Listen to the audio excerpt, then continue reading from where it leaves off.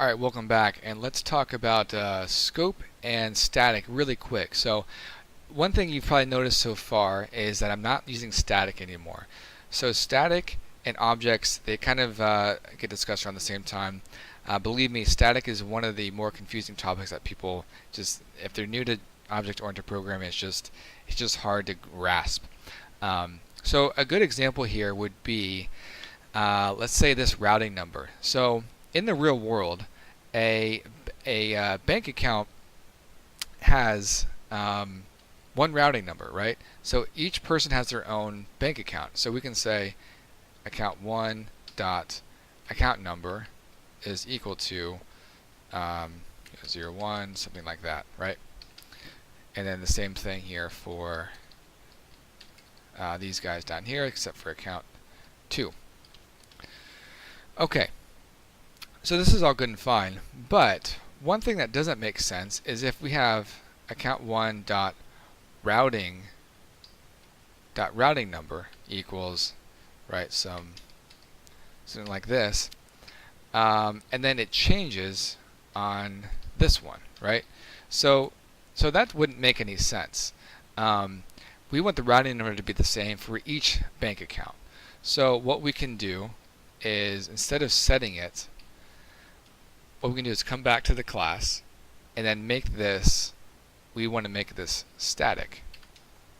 Okay, static routing number equals, we'll say some digit here. And so what static is saying is this variable, this value belongs to the class, not the particular object. Now it's true for each object. In other words, by doing this, now we can say, I'll say this out. We can say acc1 dot routing, dot routing number, and we can also do for 2 and for 3. If we run this, there we go. So we're predefining it, but we're also what we're doing is we're making it actually belong to the class itself, not the object. And so we can go one step further and actually declare this as final. In other words, if we come back over here, we actually wouldn't even be able to set account 1 dot routing number equals, let's say we try to do our own. This would flag an error because we have declared this as final. So final is like a constant.